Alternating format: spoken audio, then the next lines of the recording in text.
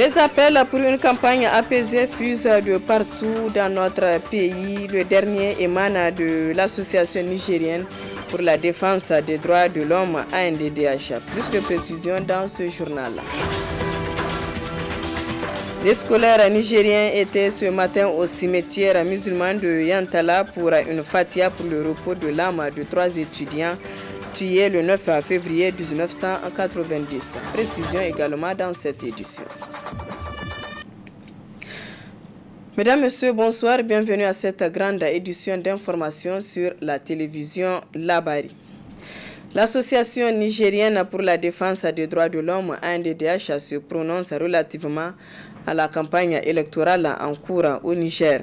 L'ANDDH appelle les différents acteurs à une campagne apaisée. Précision avec le président de l'ANDDH, Sita Adamou. Effectivement, l'ANDDH est sur le processus électoral grâce à l'appui de l'OIF qui nous accompagne. Et l'OIF qui sera d'ailleurs demain matin au Niger à partir de 16h. L'OIF avec qui nous aurons d'abord une séance de travail le jeudi matin à partir de 10h. Toute la délégation de l'OIF. Donc le samedi 13 février 2021, le bureau exécutif de l'ANDDH s'est réuni à son siège et a sorti une déclaration. Donc à l'issue de cette déclaration, nous avons 3 points saillants. Nous avons fait un constat sur 3 points saillants. Ces 3 points, le premier, c'est d'abord la polarisation excessive du climat politique national, qui devient de plus en plus tendu, électrique, au point d'inquiéter les uns et les autres à l'issue finale de l'actuel processus électoral. Ça, c'est le premier point. Le second point, c'est le comportement d'intolérance et d'incitation à la haine que nous observons à travers cette campagne électorale. Le troisième point, c'est une campagne de dénigrement, tout azimut, de la stabilisation identitaire, des discours haineux, xénophobes, que nous n'avons jamais connus dans aucune des campagnes depuis 1993 à ce jour au Niger. Mais c'est ça qui devient inquiétant et ça nous inquiète. C'est pour ça que nous sommes réunis et nous avons fait ces 3 constats-là. Donc face à cette situation, le BNDDH se rappelle aux différents acteurs qu'en lieu et place d'une campagne basée sur des valeurs démocratiques et républicaines qui associe tous les citoyens sans exclusive ni distinction d'origine sociale, religieuse ou autre, où chaque candidat privilégie la force des arguments pour convaincre les électeurs sur la pertinence de son programme politique et de sa capacité à mieux diriger le pays.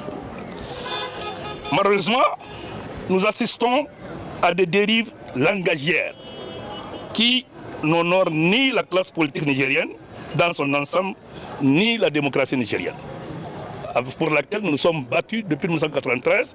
L'ANDDH étant l'une des associations phares qui est au devant de cette lutte-là, nous ne pouvons pas regarder de façon... ne pas se soucier de ce devenir ce pays-là. La place doit être au débat sur un ton apaisé et démocratique. Elle sera ensuite dans les urnes, car nous ne saurions à l'évidence être en permanence dans une démocratie de la contestation et du règne des réseaux sociaux. Qu'est-ce que nous observons aujourd'hui ? Notre campagne, c'est à travers les réseaux sociaux. Les réseaux sociaux qui distillent n'importe quel genre d'information. Déjà des informations haineuses, xénophobes, qu'on n'avait jamais vues. Il faudrait que les Nigériens se ressaisissent, que la classe politique se ressaisisse, que les dirigeants politiques se ressaisissent pour que nous puissions revenir dans notre culture initiale. Nous avons une culture nigérienne, cette culture d'acceptation de soi, cette culture d'acceptation des autres. C'est ça que nous connaissons, mais pas cette haine qui est véhiculée au quotidien. Vraiment, nous rappelons aux uns aux autres. Pour que ces élections du 21 février 2021 se déroulent normalement. Nous avons également invité l'ensemble de ces acteurs, notamment la classe politique, également les associations civiles et les partenaires techniques et financiers pour qu'ils accompagnent la CENI dans l'aboutissement de ce processus électoral. Nous avons également invité les forces de l'ordre et de sécurité qui ont toujours sécurisé le pays et également le processus électoral à s'investir davantage pour que le processus électoral au Niger puisse se faire de façon normale. Que le 21 février 2021, l'armée soit déployée partout pour sécuriser non seulement la population, mais sécuriser également le vote. Nous avons également demandé aux partis politiques d'être présents. Non pas les partis politiques, surtout les deux partis en compétition, d'être partout présents sur l'ensemble des 25 978 bureaux de vote. Le système éducatif nigérien est complètement à terre depuis quelques années. Pour relever ce système, le syndicat des enseignants attend de l'un des candidats qui sera élu la dépolitisation de l'école, l'affectation des ressources suffisantes, la fin de la contractualisation, bref, l'organisation des états généraux de l'éducation. On écoute Aliou Hassan Samna, secrétaire général du SNEB, et Issoufou Arzikananese, secrétaire général du syndicat national de l'enseignement du Niger. Il faut d'abord se réjouir du fait que les deux candidats estiment que l'éducation doit occuper une place de choix dans les actions qu'ils auront à mener les 5 ans durant. C'est cela qui nous amène d'abord à souhaiter que d'abord la politisation de l'école puisse être un mauvais souvenir. Aucune nation ne peut se développer si dans un système comme celui de l'éducation, les critères sont des critères politiques, où les affectations arbitraires, le clientélisme et autres délits se retrouvent dedans. Et si le Niger tient encore le dernier rang, c'est parce qu'il n'y a pas eu suffisamment de ressources au niveau de l'éducation. Donc le souhait, c'est de voir au moins 20 à 25% du budget être alloué à l'éducation. Et le système éducatif nigérien, il est peu performant à cause donc de son caractère. Un taux élevé de contractuels. Nous pensons qu'il faut que l'État mette un terme au contrat. Et également les réformes hasardeuses et levées donc de toutes par hasard par ceux qui sont là qui nous dirigent devraient être un terme à ça. Les attentes sont énormes, d'autant plus que le diagnostic un peu sombre que nous dressons du système éducatif est de plus en plus le même que les politiciens dressent, et mieux encore, et de plus en plus le même que les deux candidats d'ailleurs dressent, que le tableau est sombre, celui de l'éducation. Le système s'est presque écroulé et il est à terre et qu'il va falloir rapidement y remédier. Si déjà, je me dis que c'est une avancée que déjà ceux qui aspirent à gérer ce pays là soient d'accord pour une fois avec les syndicats que la gestion a été calamiteuse, le système éducatif n'est pas debout au Niger. Or, c'est le socle sur la base duquel on compte. Si on ne peut pas remédier aux problèmes éducatifs ou aux problèmes de développement de l'immédiat au Niger, en tout cas c'est sur ce socle qu'on compte en tout cas y remédier, au moins y remédier à long terme. Alors si déjà on ne le soigne pas, si déjà on ne le prépare pas, ça pose un sérieux problème. Nos attentes sont presque ce qu'ils disaient, c'est de réformer le système éducatif, revoir un peu la décomposition, la défragmentation des ministères en charge de l'éducation jusqu'à 6 aujourd'hui, juste pour faire des places à des amis. Il faut arrêter ça. Je crois qu'il faut les regrouper en un seul ministère ou au plus en 2 ministères pour que la gestion soit plus visible, plus traçable. Il faut revoir aussi le contenu de notre programme. Au niveau du primaire, c'est surdosé. Au niveau du secondaire, c'est surdosé. Les enseignants se fatiguent, les élèves se fatiguent. Je ne sais pas pourquoi. Et l'empreinte encore du système colonial est en train de nous hanter. On n'arrive pas à se départir et faire des programmes véritablement nigériens avec la réalité de nos enfants et nos réalités socio-culturelles. Toutes ces choses doivent être faites à travers un sommet que nous appelons État général de l'éducation. Il nous faut des États généraux de l'éducation, pas un de plus. Non, il faut en faire un où il faut véritablement respecter les conclusions, les mettre en œuvre.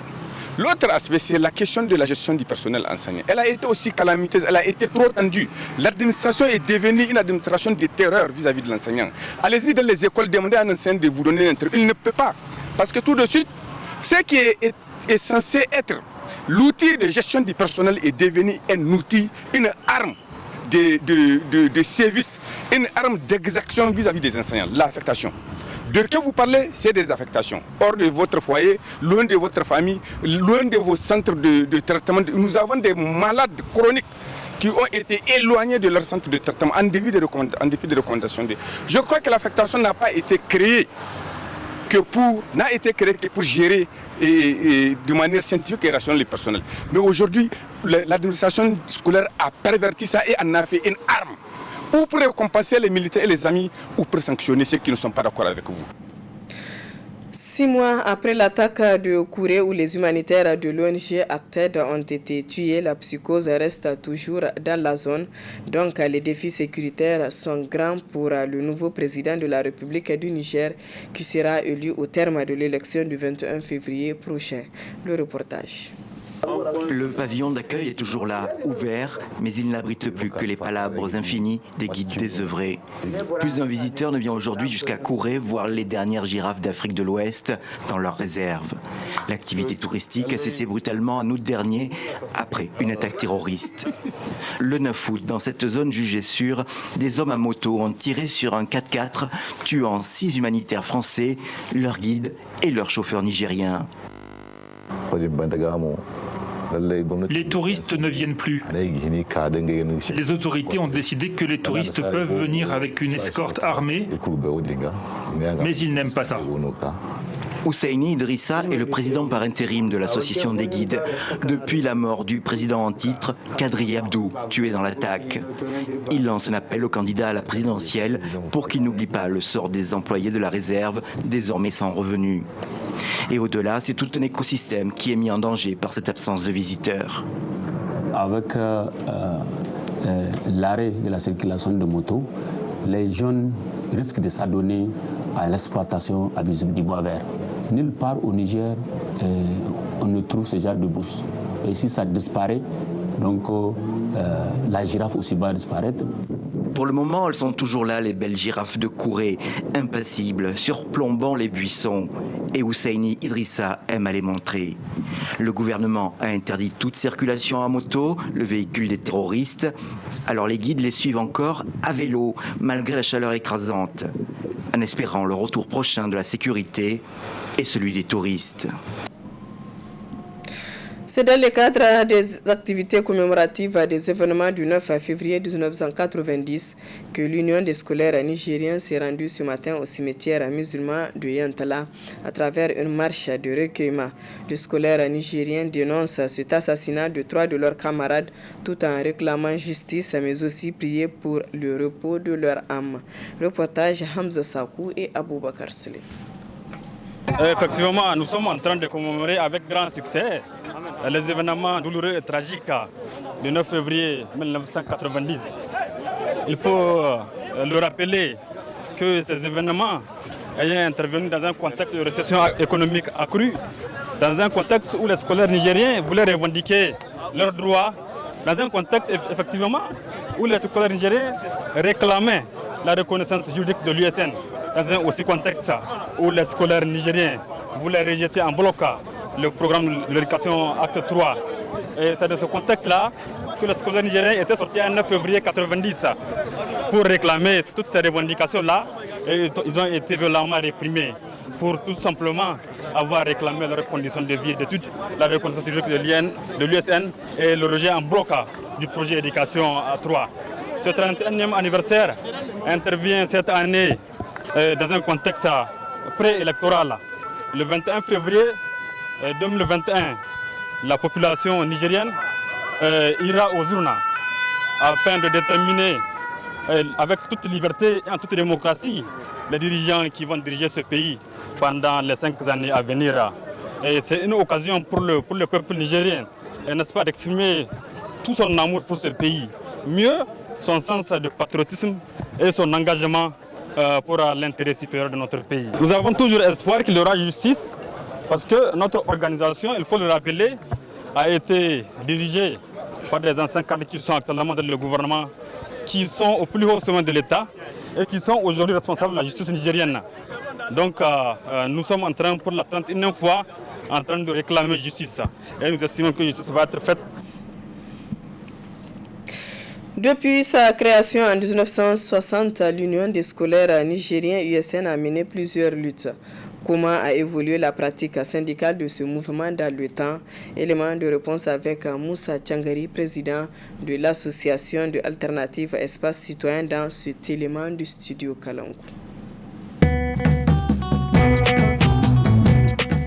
Bon, officiellement, l'USN n'a pas changé encore de ligne, puisque je pense que du point de vue de l'orientation globale, théoriquement, sur leurs documents, ils n'ont jamais changé. Et je pense que de ce point de vue, on peut se féliciter qu'ils n'aient pas changé par rapport à leurs textes, les orientations. Mais c'est la pratique du syndicalisme qui a plus ou moins changé. Et ça aussi, c'est peut-être compréhensible parce que bon, il s'agit d'une autre génération avec un autre esprit, etc. Les jeunes gens n'apprennent pas grand-chose parfois. Ils n'ont pas de bagage parfois intellectuel comme l'avaient les aînés. Ce n'est pas pour dire qu'ils ne savent rien, mais en tout cas, ils n'ont pas le bagage intellectuel, le bagage politique, le bagage idéologique, etc. Parce qu'il y avait des choses qui se faisaient par le passé pour élever le niveau, voilà, et qui n'existent pas. Quand vous dites qu'ils sont peut-être plus politiques, mais ils ne le sont pas. Aujourd'hui, quand on regarde le mouvement syndical, de façon générale, on peut dire qu'il n'est pas très politique, qu'il est très corporatiste et même il est très alimentaire. Ça, c'est pas politique, hein. Ils sont peut-être partisans, et même la partisanerie là, c'est même la partisanerie alimentaire qui n'est pas mue par un engagement, par une conviction. Tu rentres là-dedans parce qu'on peut te donner quelque chose. On avait vraiment un engagement idéologique, on avait un engagement politique et on faisait ce combat-là pour changer l'ordre des choses. Là, on était vraiment politique. Et le combat, l'USN l'a toujours revendiqué. Le combat d'une organisation comme l'USN est un combat pour la libération du pays, est un combat pour l'émancipation du pays, est un combat pour un changement de l'ordre politique. Et je pense que ça va probablement aller. On ne peut pas dire qu'ils sont perdus définitivement. Ils ne sont pas perdus, ils sont encore là. Ils essayent des petites choses. Il y en a des choses qui marchent. Bon, il faut peut-être les encourager, les encadrer, les former, etc. Et voilà. On ne peut pas les regarder juste comme un truc totalement fini, pourri, machin. Non, ça va, ça va. Je pense qu'ils vont se réveiller. Moi, j'ai confiance que c'est pas totalement foutu.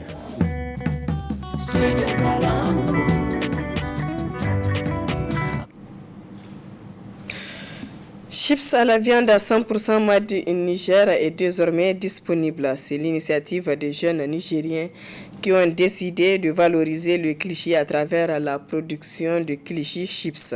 Reportage de Ismaël Moumouni et Ibrahim Abdou.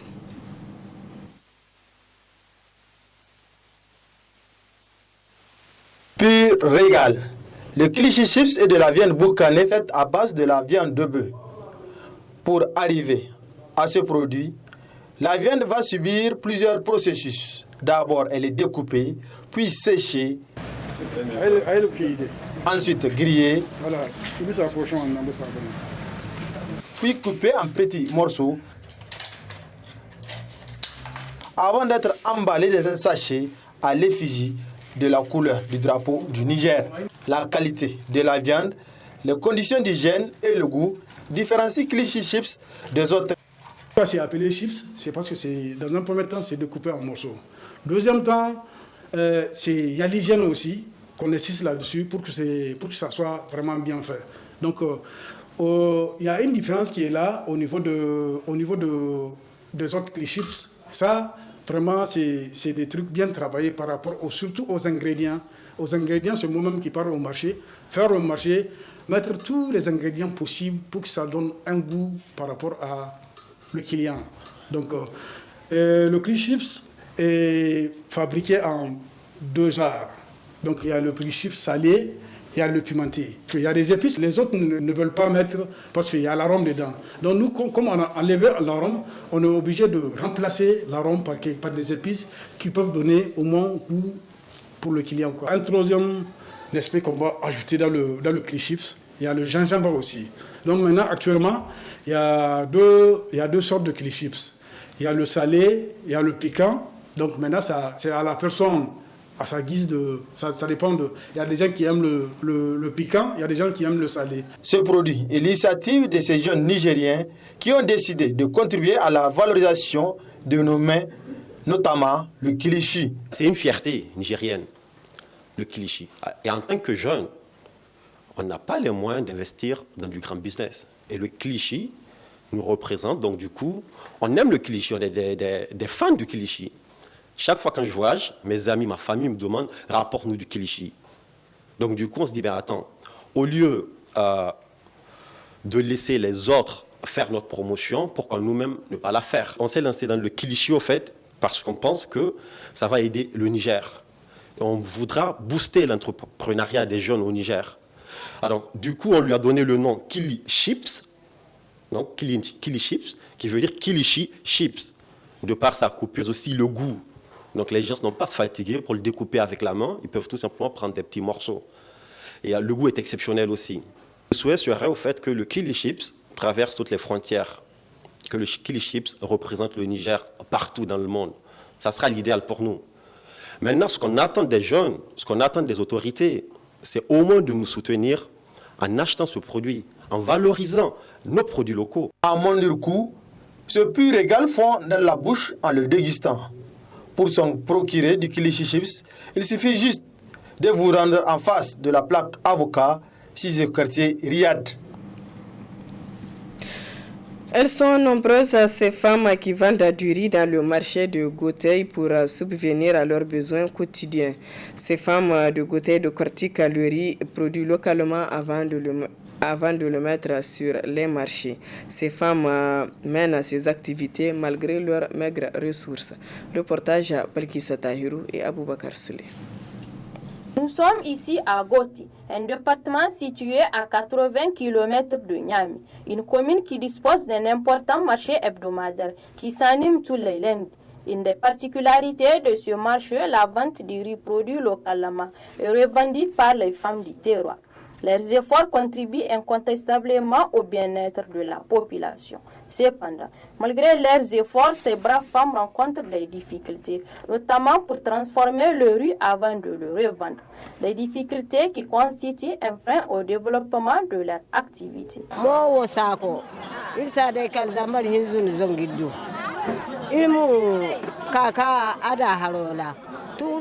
Nous achetons le sac de riz à 18 000 francs et les moyens utilisés pour décortiquer le riz nous coûtent 750 francs. Nous revendons la tasse à 275 francs. Parfois, on s'en sort avec un bénéfice de 500 francs, voire 1000 francs. Dieu merci, nous arrivons à tirer notre épingle du jeu dans ce commerce malgré les difficultés rencontrées.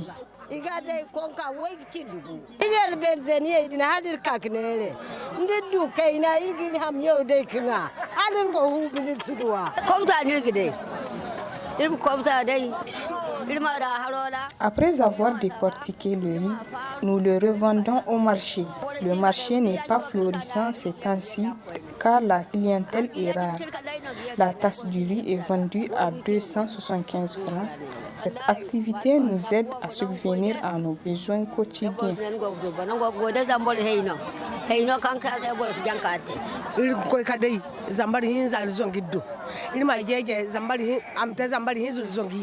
Le prix du sac de riz s'élève à 18 000 francs. Avant d'avoir le produit fini, on utilise des moyens qui s'élèvent à 1 000 francs. Les clients viennent s'en procurer à tout moment. Dans cette activité, nous arrivons à gagner notre pain.